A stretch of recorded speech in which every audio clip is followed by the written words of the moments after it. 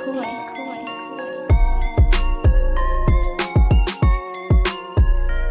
into the PHNX Suns podcast, brought to you by the DraftKings Sportsbook app, America's #1 sportsbook app. Don't forget to hit that like button, subscribe wherever you get your podcasts, and leave us a 5-star review. I'm Lindsey Smith here with Espo. Espo, how you doing today? I like that it's just us. More time for us to talk. A lot easier than 4 people. So. Right? Well, it may not be 4, but it is 3 because we do have a special guest joining us. Let's welcome in John Schuhmann, advanced stats writer for NBA.com. John, thank you so much for joining us. How are you doing today? I'm great, guys. Thanks for having me. Well, let's just hop into it. Suns off season. What have you seen? What do you think about what the Suns have done so far this offseason? Well, I mean, I think they're basically bringing back what was the best team in the league through 90 games or so last year, and I don't think that's a big that's a bad thing. As long as I think you look at it, they were great through the first round and a couple of games, and then everything fell apart. They lost 4 of their last 5, and I think objectively you can look and say, hey, the 90 games prior were more important than the 5 games, and it was just a rough finish. But of course, I wasn't in that locker room, and I'm not in the heads of those 12 guys who are coming back, plus the coaching staff. And I don't know, if for this season everyone will be pulling in the same direction as much as they were last season. So, I mean, I like this. I mean, it's a great team. I mean, how could you not like what this team did last year? Obviously, the finish was bad, but to bring it back and run it back with a fairly young core, with the exception of one guy, I think is valid and reason to feel still optimistic about it. So, advanced stat, take the human element out, which I know in reality you can't do, but looking at the stats, you're led to believe that this team is as good as that regular season showed, and that playoff series could have been more of a fluke, because fans here are panicked. They think big moves are needed and they haven't been made. But what are your thoughts there? Yeah, I mean, I don't want to sort of depend too much on the statistical aspect of it, because basketball is played by humans with brains and hearts and feelings, and so I think the last 2 games especially were fluky. Like, the last game especially was fluky. And I mentioned this in our power rankings this week. The last 2 games they lost by more than 25 points each, and prior to that they had only lost 1 game by 25 points or more, and that was the 3rd game of the regular season. So that says fluky to me, and obviously we don't know exactly what went wrong with that group in those 2 games, but I think this is a strong, from what I've seen, from what I saw in the regular season, and from what I know of that group, it's a pretty strong group. Ayton may be the sort of the question mark in regard to, his willingness to sort of keep pulling in the same direction as everybody else. But I don't doubt their ability to come back and have a similarly successful season. You mentioned those power rankings that you just put out, which, by the way, everyone listening, you can find those at NBA.com, or a link to those on John's Twitter at John Schuhmann. You have the Suns ranked 2nd in the West, only behind Golden State Warriors, obviously the reigning champs. One thing that you did mention in here is that DeAndre, Devin, Mikal, and Cam will all be 24, 25, 26, and 26 this year on opening night. That, in my mind, is like, okay, there's more room to grow for all of these guys. Did that come into factor for you a lot when you were deciding these rankings? Just the fact that, historically speaking, or trajectory for these guys is probably going to get better? Yeah, I think in regard to the Suns specifically, that just sort of balances out the fact that Chris Paul is 37, right? Like, they're one of their best players is 37, and you can't sort of count on him being just as good this coming season as he was the last two. But he's obviously a marvel and a unique player. And then you have the rest of the group is young, and yeah, they can get more out of DeAndre Ayton. They can get more out of Mikal Bridges. They can get more out of Cam Johnson. Devin Booker can get better. I think they all have room for improvement. They were all excellent players this past season. But they all could get better and take some of the load. And then I think a huge X factor is Cam Payne and his ability to sort of carry the bench minutes and make sure that there's minimal drop off when they go to their bench, and then two, keep Chris Paul fresh. I don't think there's any getting around that Cam Payne had a bad season last year, both in regards to absences and then even when he was playing. He obviously suffered a huge drop off from the year before, and if they can get something closer to the campaign of 2 seasons ago than they did last season, then they're in pretty good shape. I've always wanted to ask, in terms of the power rankings, is there what's the methodology? Is it a lot of feel? Is it stats based? How do you come up with a ranking for in particular the Western Conference like you did? Well, I think in the off season, it's tough because I think with every team, you can see a positive and a negative. I think there's only 2 teams, I think, in the West that clearly took steps back, and that was Utah and San Antonio, right? And every other team, you can sort of see a reason to be optimistic, why they can be better than they were last year. Phoenix, that's tough just because they were so good. It'd be tough just to, even if all those guys get better, it'd be tough just to maximize it and keep the foot on the gas as well as they did last year. I sort of take a cautious, like I'm a sort of, in the off season, I'm a sort of a, I'll believe it when I see it type of analyst, I think.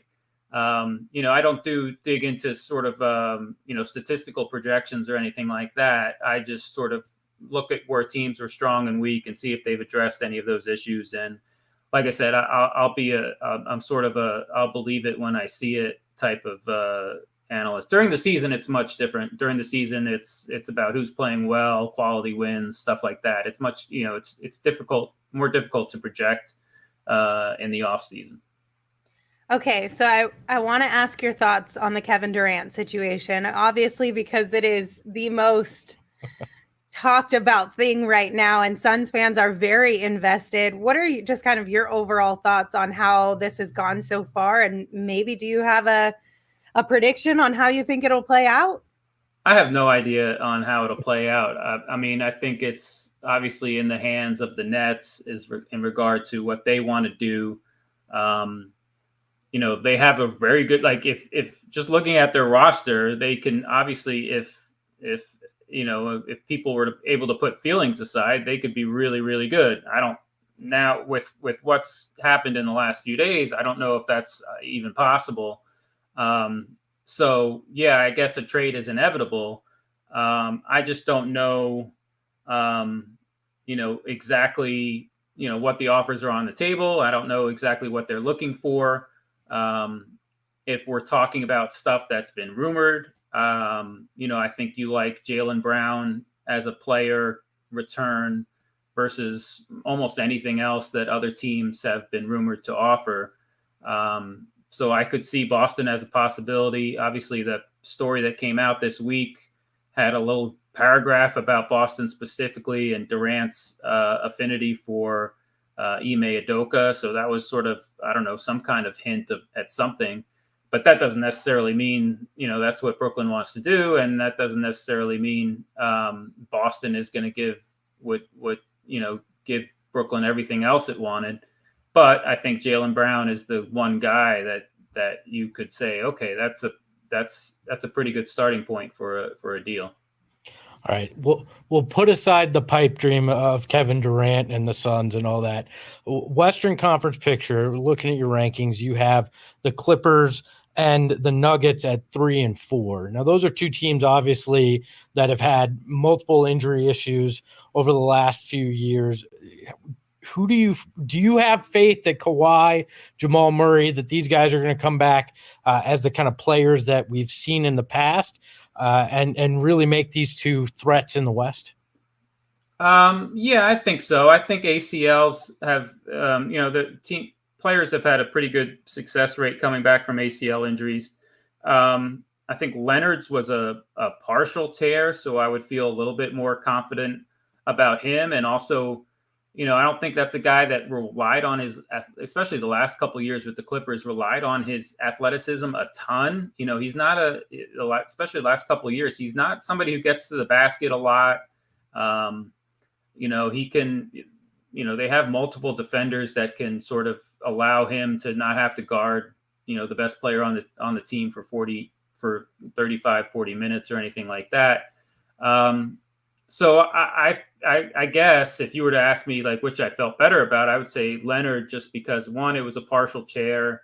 And so even in that regard, I thought there was a possibility he could come back at the end of the year. The other guy who had a partial tear recently was Spencer Dinwiddie, and he was cleared to return sort of like within a year. And we saw at the second half of last season, he was pretty good once he got to Dallas. So I think, I mean, for me, like when I did these offseason rankings, the one thing I didn't want to sort of put, I asked a key question for every team, and I disregarded health in that regard. Like every team has health questions. Like what if, Devin Booker isn't healthy for all, obviously every team is going to have that kind of question. So and given that, both of these guys have had plenty of time since their ACL tears, I don't think there's any worry about them missing, the start of the season. So, or not significant worry about them missing the start of the season. So I sort of, when I think about it, I think about those teams being fully healthy. I think there's only a couple players where we have some doubts about their ability to start the season this year around the league. Is there a team you circle in the West that you got, I think this team's going to surprise? That's a good question. I'm going to take a look at the West standings real quick, and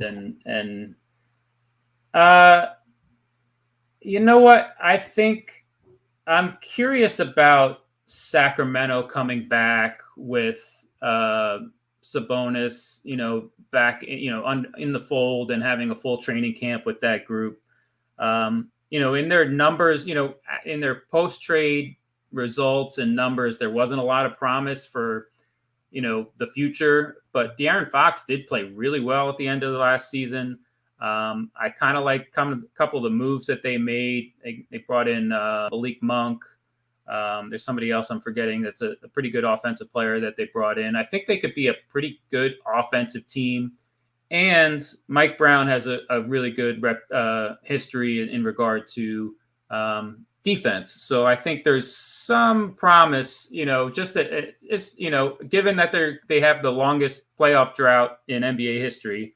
I don't necessarily believe that that's going to end, but I'm curious about that team, and I think there's some promise both in regard on both ends of the floor. I love that you say the Kings, only because I've got a small amount of love in my heart for the Kings, just because the Suns and the Kings have been linked together as those bottom of the barrel teams for so long. And now that we are on the other side, I kind of want the Kings to have a little bit of a taste of it. Not as much, I'll be honest, but a little bit. You love to give hope to everybody. I just feel bad for them because I know what it's been like, covering or cheering for a team that it's a bummer. That fan base deserves some good things. Well, John, I really appreciate you taking the time here with us today, giving us some insight on your top 10. Again, check out John's work, NBA.com, and see that ranking. John, have a wonderful afternoon, and thanks. All right, guys. Appreciate it. That was a great interview. I love getting some insight. I feel like Gerald was probably bummed that he missed that one. He probably would have liked to like pick his brain about advanced stats and all that kind of stuff. I don't know if that would have been something we should have. We'll hook them up. They can get nerdy together at another like a time. Porgy breakdown. I mean, honestly, it sounds like a really good piece of content there. Could be a stat off. They could just throw stats at each other. That would be hilarious. All right, we're going to take a quick break before we continue on and talk a little bit more about the Kevin Durant stuff, because I got to tell you guys about all the sweepstakes we've got happening over at gophnx.com. So right now, you can enter our Toast of the Month sweepstakes, where you're going to win a $50 Four Peaks gift card, 50? a PHNX t-shirt of your choice, and a PHNX annual membership.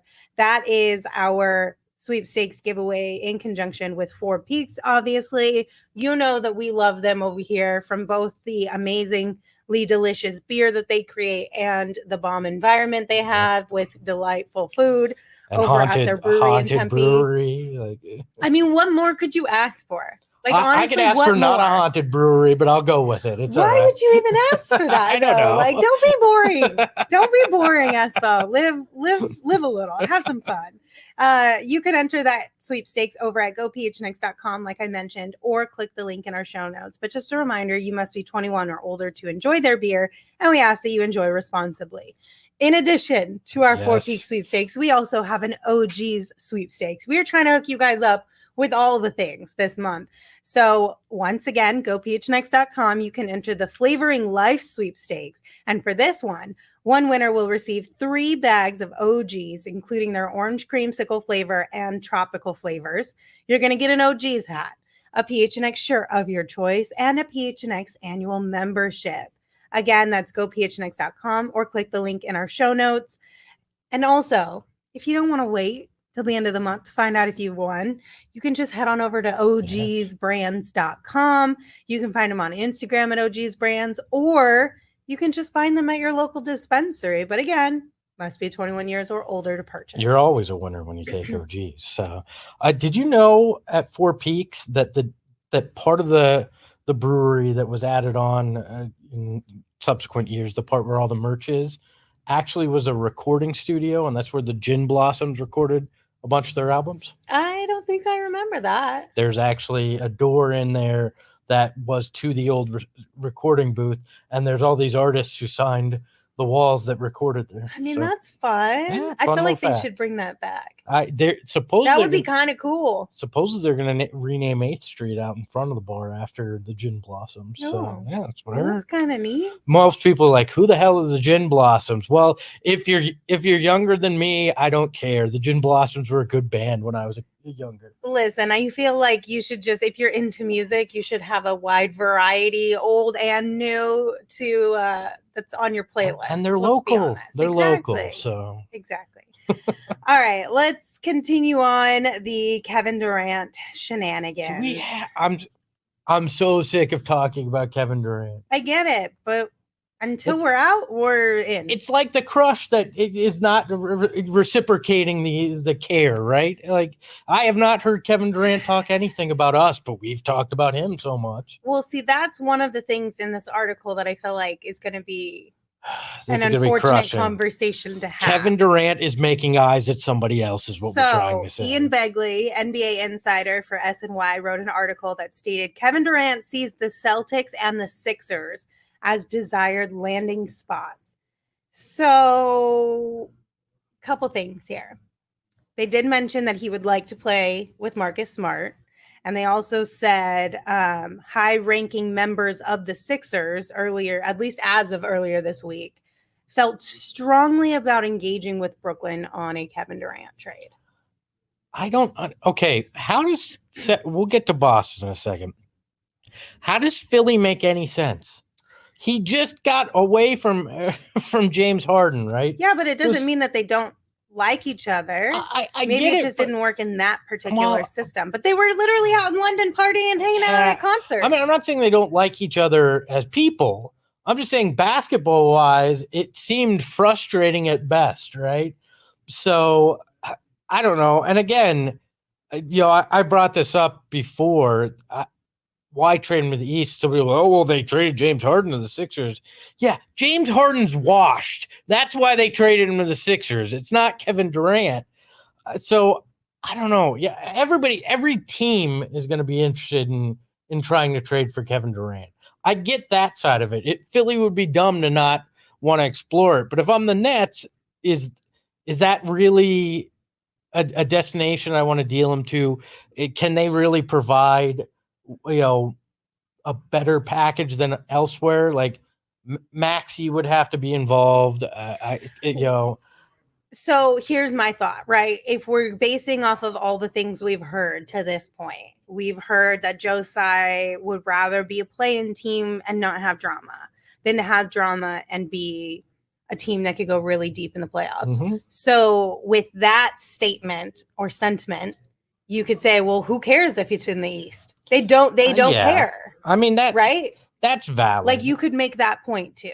Yeah, that they don't care. But I still don't think Tyrese Maxey and Tobias Harris and other parts is a better offer than what you're going to see from Phoenix. And yeah, I'm biased. Guess what? I understand that like Mikal Bridges, Cam Johnson, those picks, I think is a better haul. But then you get into Boston.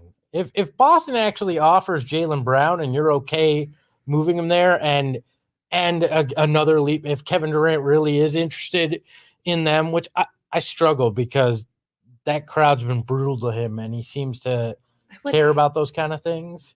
And that city, and Kyrie left there. So I imagine Kyrie said some negative things about Boston to KD. I guess the question you got to ask yourself at that point is it worth going through all of that to win?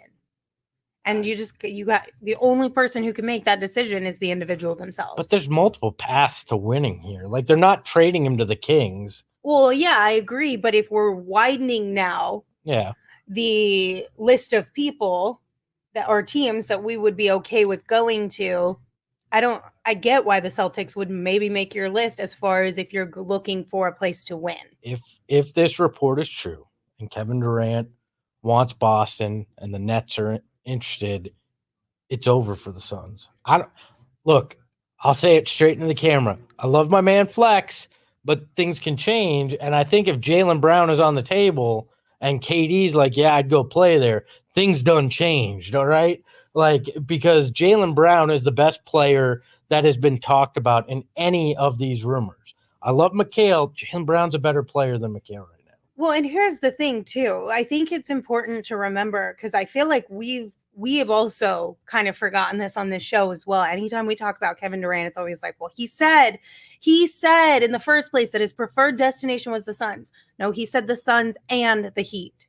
Yeah. He had two in there, but we have just conveniently forgot about the other, mostly because we also have gone through and like seen the packages. And again, the bias comes into play that our package would be better than what the Heat could, and rumors of who the Heat would or would not part with. But it's not crazy, regardless of all the rumors and reports we've heard and from whom, that things have changed now. Yeah. Like things are going to change. They're not going to be the same that they were a month ago. Yeah. And if KD has expanded his list of teams, that significantly changes things. Now, I still think Miami is a long shot just because of the contract complications that you'd have to move Ben Simmons before you could take a Bam Adebayo, which would make sense as a centerpiece of the deal, but that's the third, tough. Maybe fourth team involved as well. Yeah, so that becomes difficult. But look, if KD is interested in Boston and Boston's willing to part ways with Jaylen Brown, I think it's over. I think it's time to move on. It's time to either accept that this is the roster you're going to have and hope that, like John Schuhmann said, that it was a fluke what happened in the playoffs. It was. Come on. But we have spent so long pining for Kevin Durant and imagining a world where you have this super team that anything less than that is going to be disappointing for a large amount of the fan base, which is ridiculous to me because you're coming off of 64 wins. I get both sides. I think that you can have both things at the same time. You can be disappointed if KD doesn't end up with the Suns. However, you also have to understand that it's not like we have a team of from 5 years ago, where it was like KD was our only saving hope, we still have a solid team. We have a solid young core. And even though Chris Paul has gotten older, like we talked about earlier, the thought and the goal would be that all of our young core takes another step this year and gets better. And while we may not win 64 games in the regular season, we're still going to be a solid team. Yeah, I just say we could live in an alternate universe. Play along with me here. And KD never makes his trade demand on June 30th. Would right? we still be? Yeah. Do people look at this and go, well, this has been good. They got DeAndre back. The only piece that they really lost was JaVale, but they did add, Jacques Landale. Like they're getting Dario back.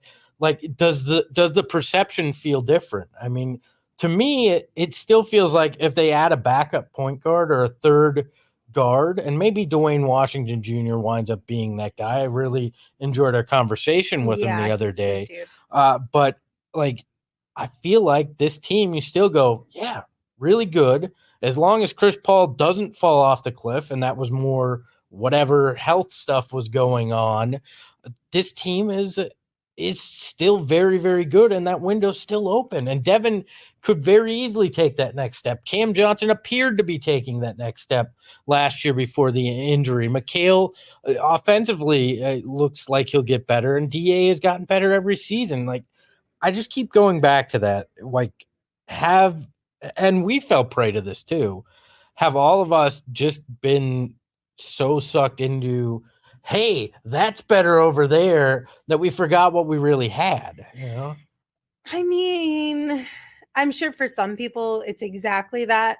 Speaking for myself, though, I think it's more of that puts us over the edge. Like, yes, we are right there. We're still a really solid team, but that almost at least solidifies it. Look, if that makes sense. I'd love to have a Corvette, right? But my Corolla hybrid, I'm not going to go just give it away. Yeah, well, I'm like, my Corolla hybrid's getting it done, and I'm saving a bunch of money because I don't have to pay the gas prices. Maybe I got it all right. Maybe I don't really need that Corvette and all that money that I'd have to spend on it. I think I got it pretty good. Yeah. I feel like that's the Suns. They got it pretty good. The window's still open, and if you don't deal all these guys, there's flexibility at the deadline to add other pieces that you can. So if this doesn't happen, I know part of the fan base will panic, but I don't feel like you need to per se. It's okay. It's okay. Why do I sound like I'm trying to convince myself of this as I say it to everybody? Maybe slightly a little bit of that too, but it's okay. I'm going to get in that mindset because we have to be prepared for that outcome as well. Yeah. It's unfortunate, but it just kind of is the nature of how these things sort of play out. And that's not to say we're entirely out of it. By no means, don't think we're saying that. It's just you have to be flexible in these, and you have to have realistic expectations as these things continue to unfold. And I obviously don't know Ian Bagley's sources. This could just be. But correct me if I'm wrong. Ian Bagley was one of the reporters who mentioned last week about the meeting between KD and Josiah, right? Yeah, and he's also a Nets writer. So look, his source could be the Nets on this. The Nets could be doing it to try to drive up the price because they haven't gotten what they've expected from other teams, Suns probably included. So that then puts the pressure on because, KD will go there and Jaylen Brown's a big piece, you all better up your offers now. So that could be in play here too. It's been a terrible game of poker that this is why I hated watching the World Series of Poker, because you're like, I got to spend so much time figuring out who's lying in this. Yeah. It's not really a sport in my mind. Dark sunglasses and hats all the way down. Actually, it feels more like The Bachelorette, right? You don't know, who's lying, who's there for the right reasons, what's going to happen, who's going to choose who. Who wants love? Who wants social media clout? Look, who wants to become an influencer? I don't want love. I just want the ring. And I think that's a lot of people on those shows too. So, oh my goodness. Okay, so there was one other thing that I did want to mention from this article. It doesn't really have any relevance to the Suns for the most part, but because we did mention it earlier this week. I believe earlier this week we had mentioned on the show that KD was a big part in Steve Nash becoming their head coach. Mm-hmm. Well, in this article, it said that rumor that KD picked Steve Nash as their head coach was not true, and that Steve Nash was a Sean Marks hire. Okay, so I just thought that was interesting because we had talked about it earlier this week. Then you go, well, is KD a source? Because the Nets aren't going to tell you that, right? Well, maybe they would. No, because they would be like, no, we're not letting KD run the show to pick the head coach. They might tell him that. I mean, maybe they would because, we have confidence in Sean Marks. We have confidence in Steve Nash. To hell what KD says, but they could be either side. Again, I hate having to play internet detective with this crap, and so great. We have no clue. Again, until something happens, we have no idea what's going on. Yeah. Like some people hate when I say this, but I don't even trust sources with certain people because sources have agendas, right? To a certain extent. No, I mean, to an extent, because it is in order to be a source, there is an understanding of you scratch mine, I scratch yours in certain situations. Because if you go burning bridges with your sources, you're not going to have those sources. So there is some muddiness, I guess you could say. Well, and if you have information that the team doesn't want to get out, like why are you risking your it's not Woodward and Bernstein. They're not trying to break some giant scandal. It's basketball, right? So there's business aspects into all of it too. That's the part that we throughout all of this, I will say though, throughout all of this, we have been able to kind of put the pieces together, at least from a speculation type of standpoint. Yeah, like obviously there's nobody's provided us their list of sources. But we're not the only ones. Everyone else, like on Sun's Twitter, we've seen like people talk about, clearly this came, Woj tweeted this, clearly this came from the Nets front office. Or interesting how Shams is the one who shares this stuff and Woj is the one who shares this stuff. And you can kind of put the pieces together of like, okay, that's who this source must be. And so on and so forth. ESPN doesn't acknowledge the report about the meeting for 6 hours. There's no it's this whole dance that goes on. What the agent has a reason to leak things. KD would have a reason to leak things. The Nets have their own reasons for leaking things. It's all business chess, which I can't wait for basketball to start again. Can we just get to training camp? I mean, we're almost there, but let's be honest. There's no guaranteed that we won't be talking about this during training camp as well, or preseason. I love that I'm sitting here. Can we just talk about basketball? And earlier I was researching for a new segment we're going to do, the history of the Suns drug scandal. Like, can we just talk basketball? Except when we're looking back. I'd like to show you this. Okay, but for real though, this history lesson that we're going to do is going to be really fun. I think it's going to, because it's like we've all heard the stories, like bits and pieces of the stories as we chat amongst our friends and fellow fans and whatnot, but I don't know that we've all sat down and like had a lot of these stories like completely told to us from somebody who's researching them. Yeah, I'm going deep down the rabbit hole. There was 3 hours of old articles and videos. I unearthed some things that you'll find interesting. I don't know when exactly we're going to launch it, but it'll be fun. It'll be this off season. So. Keep an eye out for that. That was a shameless plug that I kind of weaved in there. It works. Is it shameless if it's your own show? Yeah, it's still shameless. Okay. I'm the king of that stuff. So, I mean, do we have another shameless plug for somebody that's paying us money? We do. All right, let's do that. Download the DraftKings Sportsbook app right now and use promo code PHNX, because after you make your first deposit, when you use that promo code, you're going to get a risk-free bet up to $1,000. That's promo code PHNX, only at DraftKings Sportsbook. Minimum age and eligibility restrictions apply. See show notes for details. Nothing shameless about winning some money, though. So go do it. Go PHNX. Also, the DraftKings Sportsbook app is kind of cool because I feel like if you're a newbie, it's super easy to navigate. And even if it's not, we have a bet show that helps you make it easy to navigate. And we have a bunch of like betting 101 type of videos as well on our YouTube page that can make it easy for you guys too. I've got something even better. he's not in here today, so I can say this. I will send Shane Diefenbach to your home to help you with the DraftKings Sportsbook app and your first few bets if you use that code PHNX. All you have to do is screenshot that you used it, send it to me in my DMs, and I will Uber him over to you right away. So I don't know how that's Shane's an gonna Espo feel about guarantee. this, but He doesn't It have could be VP fine. in his title, so I'll make it happen. he has all right? to do it. 'Cause He we has said to. so. He has to. Thank you guys for tuning in. We appreciate you as always. I know this one was a little bit of a shorter episode, but that's okay because it's the off season. Also, since training camp and the actual season is like 6 weeks away, like Mhm. we are literally right there. Yep. We want to make sure you guys are safe and healthy leading up to the start of a brand new NBA season. And a great way to stay safe and healthy are COVID-19 vaccines, and they are free for everyone 5 and older. Also, those 12 and older are now eligible for a booster. Visit azhealth.gov/find-vaccine for a location near you. We'll be back tomorrow live, 2 p.m. as normal. Thank you for tuning in and listening to this episode. Until then, you can follow me on Twitter at Lindsey Smith AZ, and you can follow Espo at Espo. Espo, take us home. Remember, it's not the length of the show that matters. It's how you use it. Ahoy, hoy. Hey yo, my lifestyle is retro. Tell the Phoenix Metro. Megas in control and he ain't never gonna let go. PHNX though, Lindsey, Gerald, Espo. Saw past the ball, we here to turn up the tempo. Got to understand me, I'll always wreck the family. Rally in the valley like Dan G, no plan B. Always on the job.